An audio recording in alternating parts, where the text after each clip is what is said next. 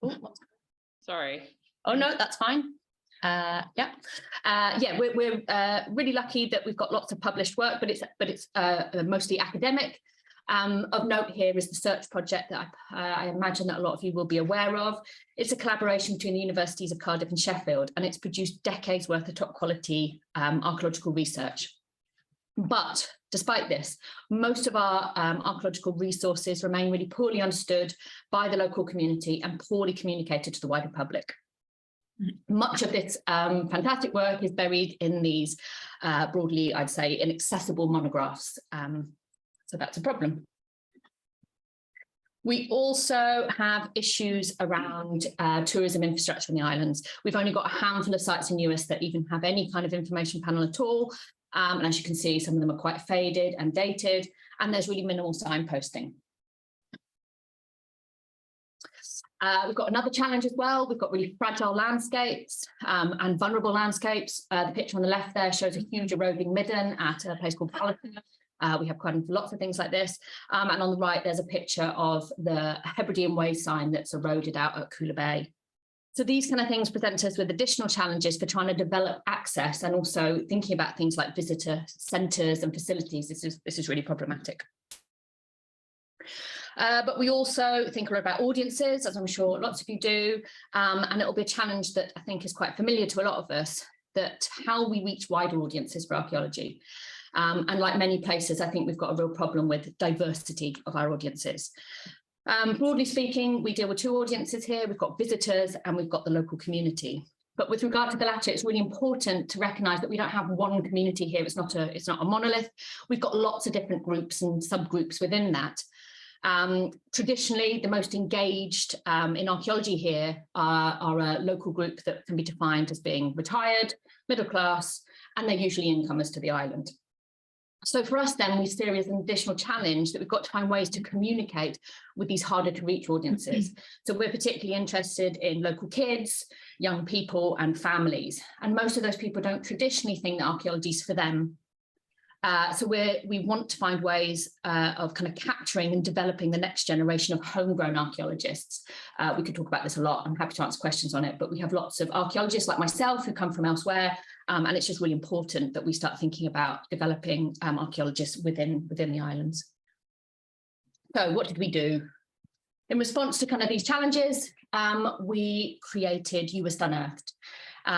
It's essentially a mobile app with AR reconstructions of 5 key archaeological sites along the Hebridean Way. The Hebridean Way is a tourist walking and cycling route, which conveniently has quite a lot of archaeology sites on it. And more recently, to support that, we've developed a travelling multimedia exhibition, which is shown at the bottom there. So just to show you kind of how that works with the app, this is Clocallan, the site that I mentioned previously. It's the internationally significant site with mummified remains. And this is how it looks today. And as you can see from that picture on the right, someone's pitched their tent up right in the middle of it. Already, there was an opportunity for us to better communicate its significance to the wider public. We had quite a low bar starting point, which made what we did quite easy. So this is what it looks like now, reimagined through life-size AR with our Uist Unearthed app.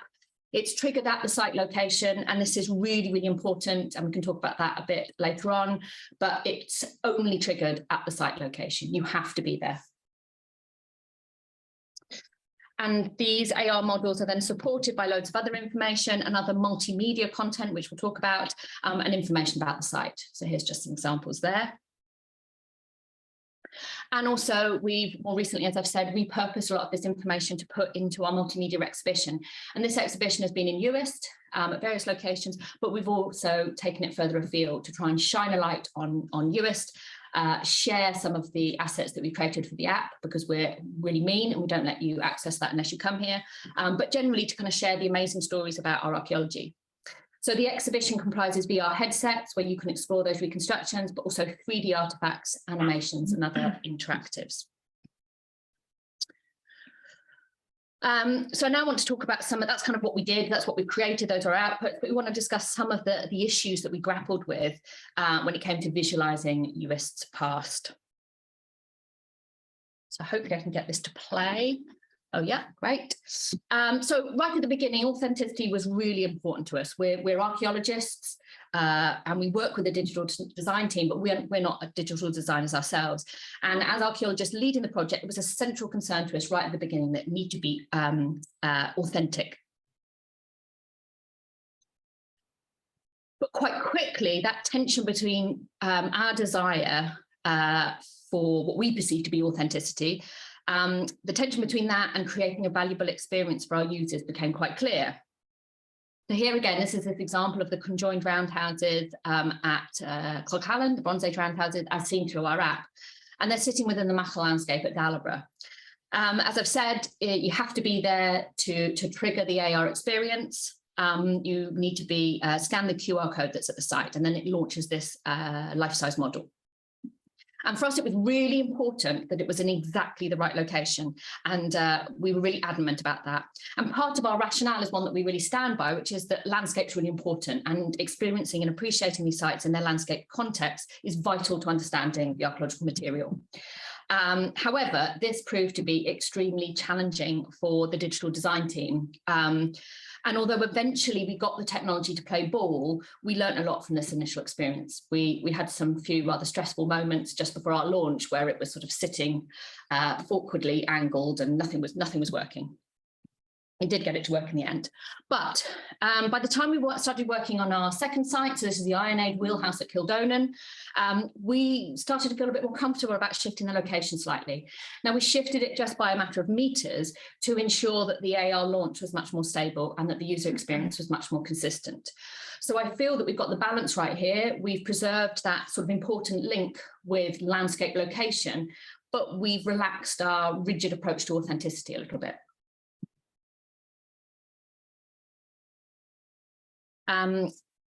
We also, in response to lots of user feedback, we made the decision to furnish this wheelhouse site much more completely than we had with Hannon. Again, a departure from that earlier kind of rigid approach to authenticity. And another example here that I particularly love, and you can see how we've moved away, sort of moved forward and progressed in our own thinking. So here's the final sort of textured interior of the North Longhouse at Bornish. And this is a more detailed picture of the roof. So we based this roof on an existing thatch building in South Uist. It's a type known as a black house, for which there are some compelling links with North Longhouse architecture. Again, I've said that the interior models for Hallen are comparison quite empty, but our user experience and user feedback data suggests that this impacts quite negatively on the level of immersion. So what we've done is we tried to furnish this more. So it's still really important to us that our models are based on archaeological data and that our visualization sort of anchored to an archaeological understanding of the past, but we need to be a bit more flexible, and we've learned to be a bit more flexible when weighing up outputs and impact. Another thing that you might have noticed when you look at our VR models is that they don't include people. And this was a deliberate decision on our part. We talked about it quite a lot, and we decided not to include people in our models for a number of reasons. And really, it relates back initially to one of authenticity. For most of the sites that we're dealing with, there's a lot of things that we don't know. We don't know about the clothing, the hairstyles, less still about things like age or gender or associated roles. So we decided that we wouldn't include people. But perhaps the most compelling reason is that, or the deciding factor was really that the beauty of location-based AR is that the audience and the user become the people, and they populate these ancient sites and landscapes. And we found that this has been particularly popular.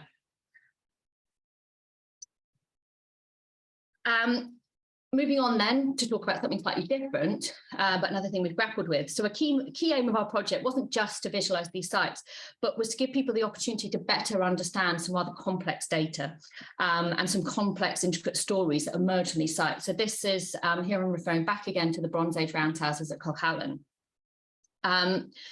The processes of mummification are quite difficult to understand. So we had the opportunity here to create some innovative and original presentations of what are otherwise quite complex data. And as I've said, we started off focusing on authenticity and quite realistic forms of presentation. Here you can perhaps see that our project took a bit of a different turn, and it was definitely unexpected from my point of view, where we started exploring more stylistic animation. So this is our team's first little attempt at storyboarding the story around mummification at Hallam. And then on the next slide here, this is a still from the final animation that we created. And you'll see that we've got a really stylistic approach here, a real departure from the realism of the first AR models. So why did we do this? We chose a stylized approach for a number of reasons. Firstly, because we thought it was an interesting contrast with the realism of our AR models. But we wanted to explore a bit more of a playful approach to visualizing the past and to see how people responded to it. And also, as I've mentioned, we didn't really want to model people in any detail. So we created these sort of stylized shadow impression of people. It's also really important, as I'm sure everyone here is aware, that we need to be quite sensitive in the way that we portray human remains. And this is particularly important in Uist and in Daliborough, where the site that we're talking about is in close proximity to a modern cemetery. But also we wanted to remove that kind of authoritative voice and invite our audiences to visualize scenarios for themselves. So I can definitely say from my point of view, I didn't expect this to be part of the project at all. I never really considered animation, particularly something stylized like this, to be part of the project. But we've already found from some of our evaluation, and Emily will talk about that in more detail, but the animation can have a really significant and a lasting impact, particularly for younger audiences and understanding some archaeological data. Just another, and I think this is my final example, is the mummy game that we created. So these are brightly coloured magnetic pieces that invites users to put the composite Hallam body back together, which is quite a fun approach. We've also, oh, is this going to play?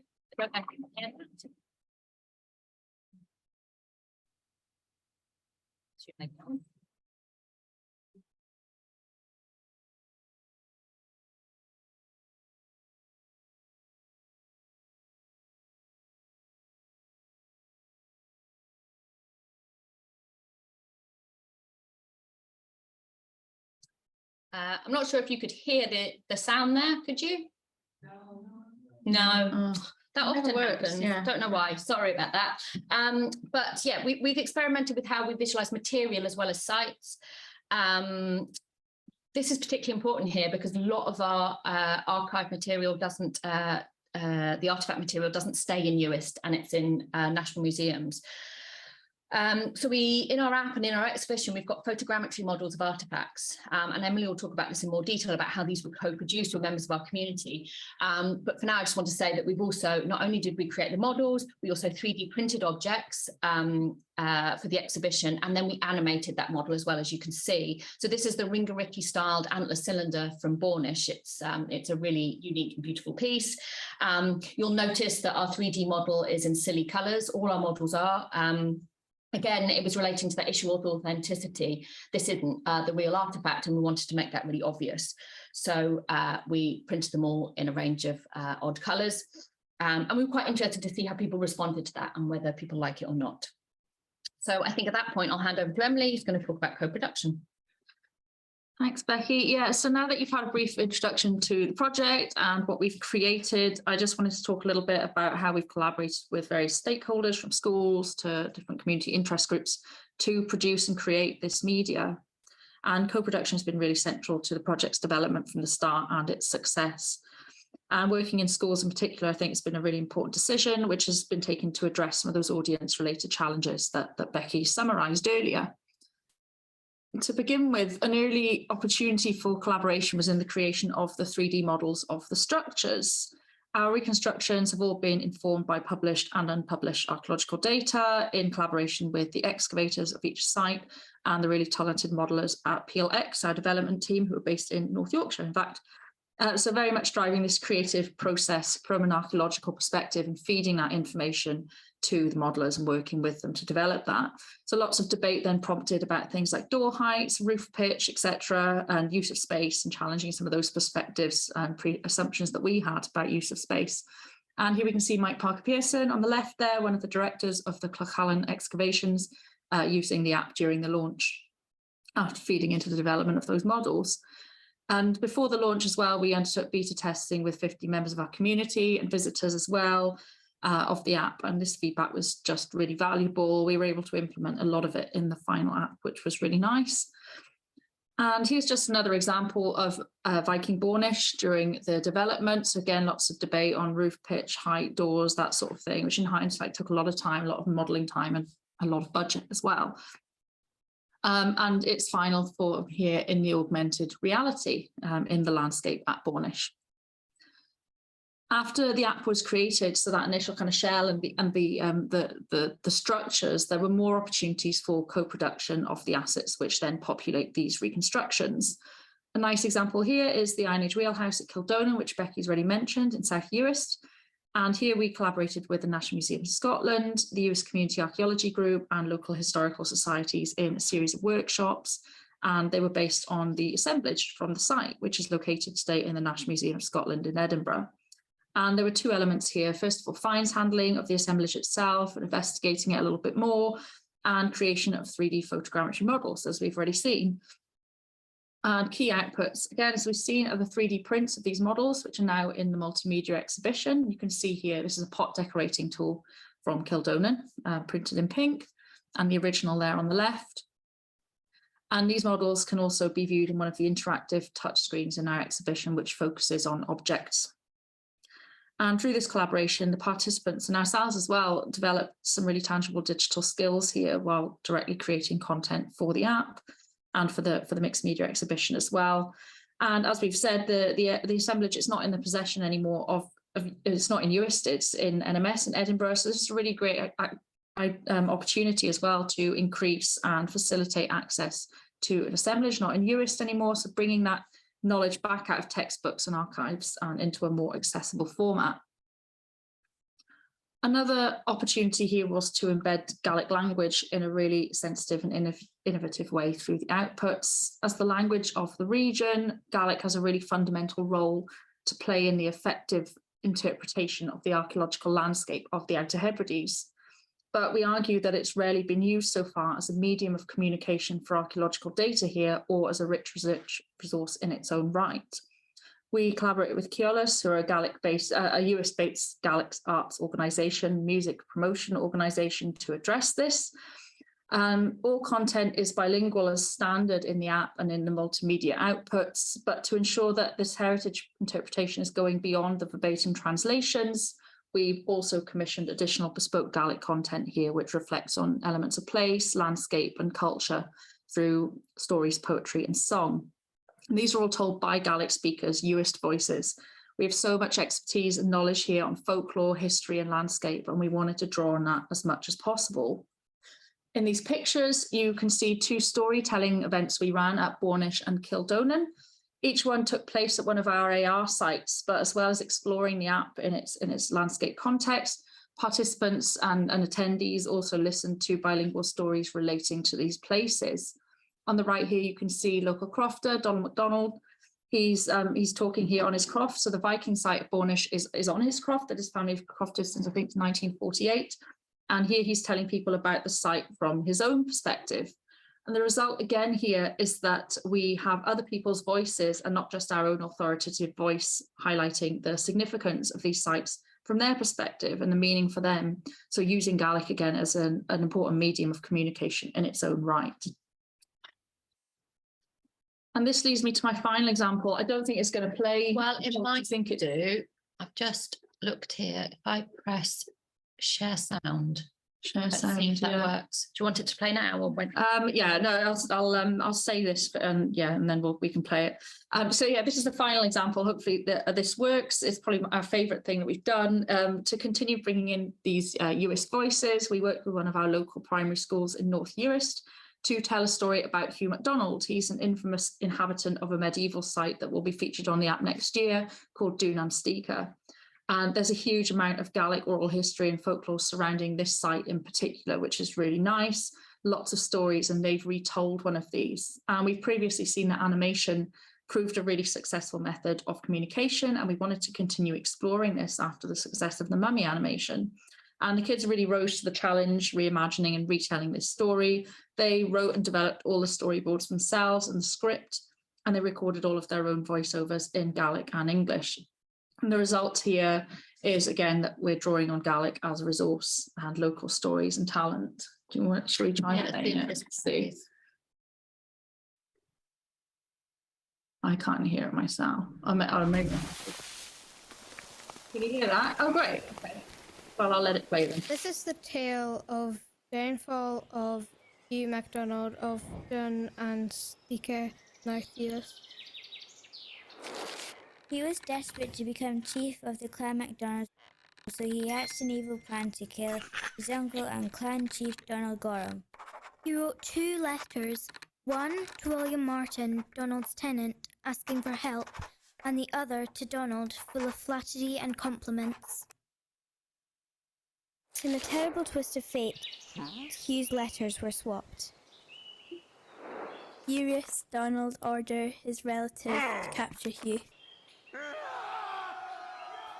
Hugh saw the men approaching. With no time to escape, he dressed in women's clothing and pretended to grind the corn. Not fooled by his disguise, the men attacked. Hugh was marched into Duntelm Castle in Skye and locked in a dungeon. Tortured and thirsty from a diet of salt beef and salt water, he could survive no longer, and that was the end of Hugh MacDonald.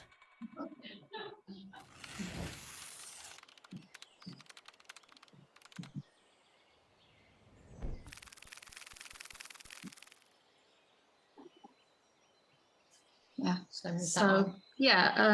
So that's just, I just smile every time I see it. And what's really nice is that you can probably see that they're all composite images, so that when you watch that animation, there's actually in each scene there's about 5-6 different kids' drawings in each one. So that's just just so funny. And really nice to see them call out and say, that's my picture, that's my light bulb, or my Hugh MacDonald, or whatever.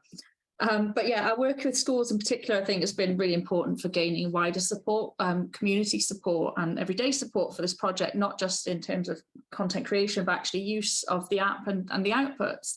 And kids are bugging their parents to take them there on days out, and it makes a great school trip as well. It's a new kind of school trip location, which is really nice.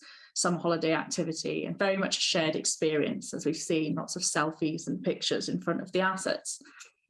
I'm now finishing with some thoughts on some of this feedback that we've received so far and how we're going to evaluate the impact, or continue to evaluate the impact of this project and what that looks like. And we're really just at the beginning of the evaluation process. We've been evaluating from the start, but only just starting to look at the data now, really, as we continue to actually use it. And there's still a lot more for us to learn about the impact of our work, but we do have some initial thoughts to share. In terms of what successful impact looks like, I think for us, the role is in establishing active and long-lasting engagement that changes what people do and how they think about the past, rather than passive short-term engagement. And you can see here on the slide just some of the measures we're using in the evaluation forms for the exhibition and the app. So we want to know whether people have learned something new, whether this will change their behaviour. Are they more likely to now go and look at something in the landscape to do with archaeology or heritage? And has it changed their perception of Uist's archaeology in general? And in evaluating the app, feedback's been really positive, praising in particular things that like it leaves no trace, they've learned things, it's immersive, brings it to life, etc. And people seem to be most impressed by the AR life-size structures they can place themselves in. So just that initial structure before they even realise that there's points of interest inside, which is really interesting. And some more just general thoughts on maybe we've put too much in there. Like we put so many points of interest in there because we wanted to tell so many stories. On reflection, it's probably a bit too jammed full of information for this initial one. So just thinking here of Cloughallen, the first one. But our favourite one, the family that said here on the bottom that the app prompted their children to play imaginatively after using the app. That's probably our most valuable piece of feedback to date. It reminds us to question what does successful impact look like, and most importantly, what are people doing after they put their phones away or after they visit our exhibition. The exhibition only launched this year, so we're still going through initial data for that, but it's been really interesting to see how different audiences respond to the various representations we've created in the app as well, in fact. And generally, initial feedback suggests that lots of on-screen 3D models, so the traditional kind of photogrammetry model, they overwhelm audiences, and there's actually minimal engagement there, bar for a bit of spinning them around. And in many ways, less seems to be more. And we've talked about how popular the animations have been. But I think what's important is a range of media, which helps people engage on different levels. The VR headsets events have proved an important hook. So the VR headsets in the exhibition, just for context, they repurpose the augmented reality reconstructions in that fully immersive environment. So you can walk through the houses and the structures. And they've been a really important hook. They're overwhelmingly, I would say, the most popular element of the exhibition. Over 80% of participants that completed an evaluation form identified the VR headsets as their favourite part. We've got a hunch, which we're still kind of looking at and going through the data, but it looks like to us that although the VR headsets have been extremely popular in the short term, lasting impact links much more closely with the augmented reality app, where people can visualise these sites in their landscape context, and where they get a chance to people the past and more actively engage with the reconstructions and the info points that they can click on and kind of choose their own journey through that information. And the huge amount of community goodwill and support of this project, I think, is testament to its success in meaningfully engaging this wider audience, which is something that we've previously struggled with here in Uist. Although the project is still ongoing, we're already seeing far more active engagement with these sites by increasingly diverse groups. By extending our exhibition and workshops beyond the more traditional spheres like the college or the museums to things like festivals, community events, pop-ups, we've created and captured some of the harder to reach demographics, so younger adults and children in particular. And I think the participation in the creation of this content has led to this sense of ownership over the project, with many people effectively becoming ambassadors for it and for what we've created. And they signpost it now and recommend archaeology and the project to visitors, which has been brilliant. And just to conclude then, I think what we're starting to see through the development of this project is a changing relationship between archaeological knowledge and communities in Uist, one which is increasingly participative, collaborative and equitable, and importantly, happening from within Uist. And these photos summarise one of the outcomes we're most proud of. This here is the next generation of archaeologists. They're more than just aware of the archaeology on their doorstep. They're actively engaged in it, they're enthused by it, and hopefully they're going to shape its development in the future. So I'll leave it there. Just like to take a moment to thank our partners, our funders, collaborators, and if you've got any questions, we're happy to answer them, and those are our contact details and social media things. Thank you very much. Thanks.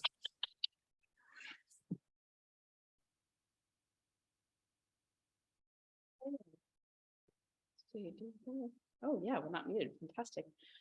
Oh, this is one of my favorite projects ever. I just absolutely love it. It's to me really a gold standard of really creative, really beautiful interventions in the archaeology and heritage space. And I just I want to see more every time I see it. So, but I can enthuse about it all day. I've got lots of questions, but does anybody else have a question? McKenna. Did you have any, I guess, did watching the users use the app, did it change the way that you perceive the archaeology at all, or even in just creating the app at all? That's it.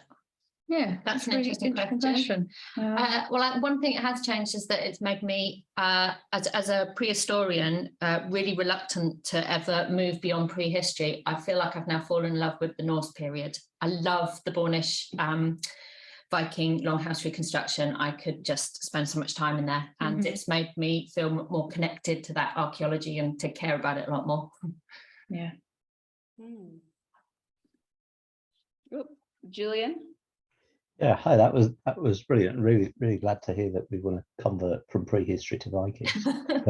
but my question was, I suppose, wearing my hat as being responsible for being impact lead in the department, because you said that one of the things that you were looking at was at changing people's perceptions of Uist archaeology, and I just wondered how you were going about trying to measure that. So it's really difficult to sort of evidence the before and after for that.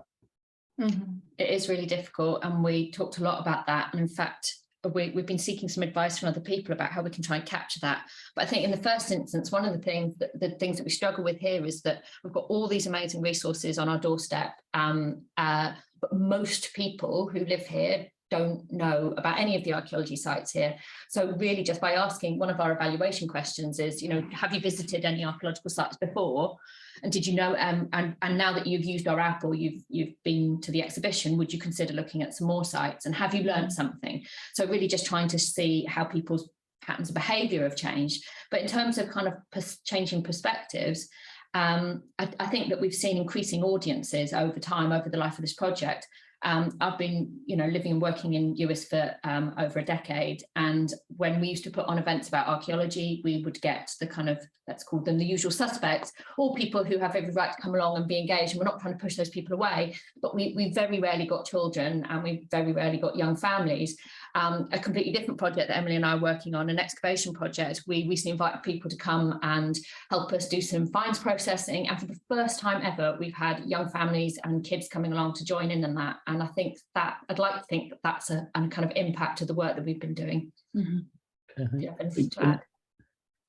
Are you capturing information about downloads of the app and Yeah. And are you able? No idea. Are you able to sort of capture any information about who's downloading apps? Do you require people to register, or is that not possible? Yeah, well, you can. We face a number of issues with GDPR, and our college has been very, very scared to want to capture anything, which has been quite challenging when you're, like you say, demographic data is so important. And we think we found a way through that now. We've found a way through to get that. So we should be able to get some initial demographic data for the app itself. In terms of downloads, there's been over 2,800 downloads, and so we can capture that. And then we'll soon be able to capture who exactly is doing it. We don't want to know that much. We just kind of want to know where they're from and some broad age ranges, and anything beyond that gets you into some tricky GDPR territory. But what's really nice about the stats tool as well is that you can see how long people are spending there. And that's really exciting. So on average, people are spending over 30 minutes at these sites using the app, which is really exciting. It's got really important implications, I think, for just spending longer at heritage sites, because we spent a lot of time down at Hallen, for example, testing the app, and you see how people engage with that site, for example. And it's usually that you walk over, you sort of take your cursory, like, right, there's the archaeology, I better look at it. And you kind of look at these three phases of interpretation board, and you're right, okay, and then you walk off to the beach. But now you've got the app, people are kind of, they're just more engaged. There's just a bit more energy at these sites, and they're walking through the doorways, they're crouching down, because obviously on their phones they can see the ceiling, so they're like bending down to get into it. And there's just a lot more active engagement and longer engagement. So that's been a really nice thing to see through the stats. But yeah, looking at the initial feedback forms for the exhibition as well, we've just been really struck by how many people have stated that they're local, they're from Uist, which has been really, really exciting. Yeah. Thanks. All right, so I've got a question. And so this is a very sort of gauche question, but how much did this cost? Yeah, it cost quite a lot of money. Like, it was. So we're funded. Our key funder is the culture. I'll say it wrong. Yeah, it's an ERDF, European Regional Development Fund. It's the Natural and Cultural Heritage Fund, and it's administered by NatureScot. And their key interest is in sustainable development, heritage infrastructure, but then National Lottery as well. And they awarded, they're the key funder, and they award us £370,000 for the 4 years of the project. Yeah, but yeah. And your digital collaborators, are they local? Are they? No, so they're based in North Yorkshire, PLX. Well, they're Peel Interactive, but they've very recently rebranded, so they're now called PLX. Yeah, so they're based in Yorkshire, and they're brilliant. Yeah, they've been fabulous, but they are, yeah, they're the only non-local component to the team. Mm-hmm. Yeah. So can you talk us through some of your design processes? Did the design team come and you gave them archaeological data, I assume? I mean, did you have a back and forth? Yeah, so we had we employed a project researcher, Jake, and he was tasked with kind of mining the various monographs for information, and then, you know, taking things like the dimensions, structural materials where we could know them, and then bringing that to the developers and the modelers. They would come up with a version and then kind of bring it back to us, go, right, well, what do you think? And we'd go, wow, that's totally not what we visualized. And we show it to the excavators, and that was really interesting, showing it to people, like showing Hallen to Mike Parker Pearson, and then kind of just being like, oh, no, that's not right, but not really knowing why, but just knowing instinctively that, I don't know, it wasn't correct. So there was a lot of back and forth there, and that probably took out the vast majority of our budget. Was modeling time for sure, was going back and forth. And that's something we were just a bit naive about, I think, was how long that modeling process takes, and our like little tweaks were probably extremely infuriating for the modelers. We busted quite a lot of budget in the first phase, which on reflection, now that we're able to, we could have refined that process considerably.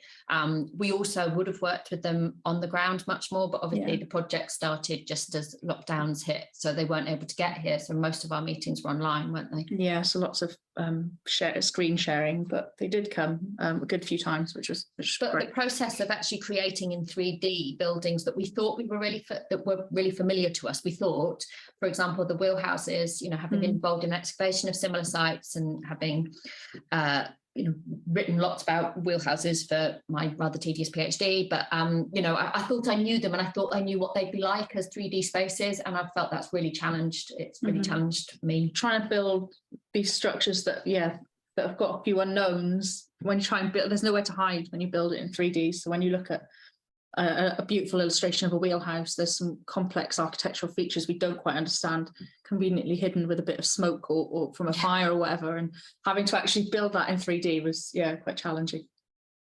So that mirrors my experience exactly. McKenna asked, you know, did it make you feel anything differently about the archaeology? Did you learn anything new about the archaeology through this process? Oh, loads. I think. Especially about the Viking, the North stuff. And about how those spaces work in wheelhouses. You know, I've talked about them being, I really like the phrase, them being internally monumental, but actually they're quite, that the space doesn't work in quite the way that I had imagined. Now that I've walked around one in that sort of AR scenario. And how much changing things like roof pitch just totally changes the way in which you use the space of the roundhouse at Hallen, for example. And you're pretty much just rolling around at the edges because you can't actually, and that's just something I hadn't really thought about before.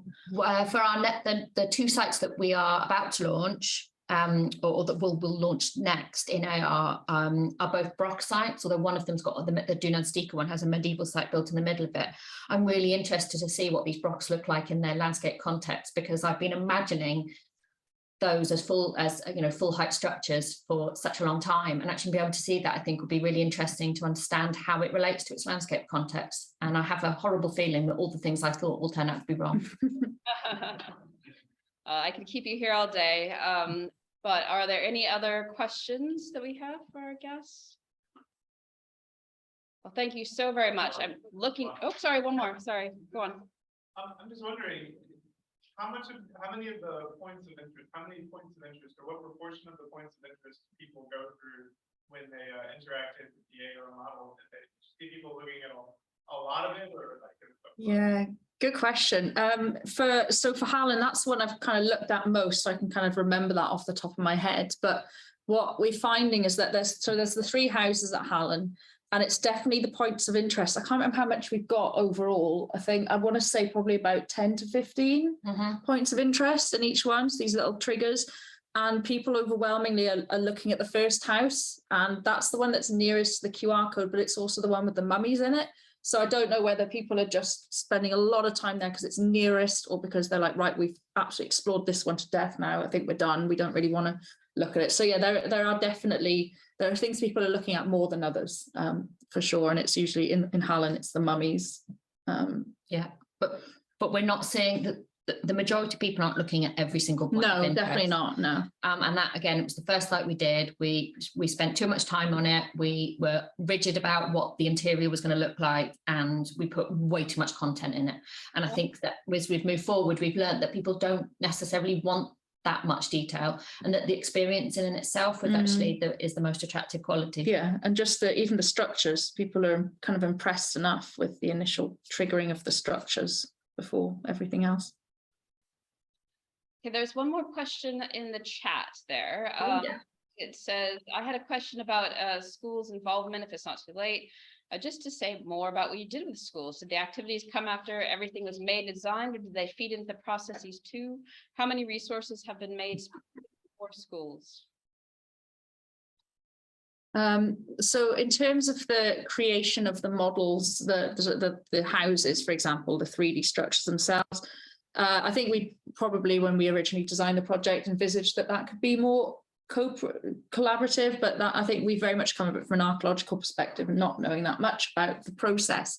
And that, coupled with COVID, meant that it just wasn't really possible to involve people in the construction of the settlements themselves. That was really difficult. It just doesn't seem to really work like that just now for us anyway. But yeah, but everything else, so once we had the shell of the kind of the initial structure, everything else was created as and when before it was put into the app. So that was deliberately, it wasn't created after, if that makes sense. All of the content which is then put in the app, a lot of that is created with them. We haven't, if I'm understanding that question correctly, we haven't created resources specifically for schools. What we have, though, are resources that we can take to schools, but there isn't a specific kind of schools resource pack out of this, but there could be. Yeah, it could be. Okay, I think we will let you go now. Thank you so much. This is brilliant. And I might follow up with offline, but next week was the digital lunch. Keith May will be joining us from Historic England. Yeah, to talk about the Matrix project. Okay, great. Thank you so much. Yeah, I really enjoyed that. Thank you. Nice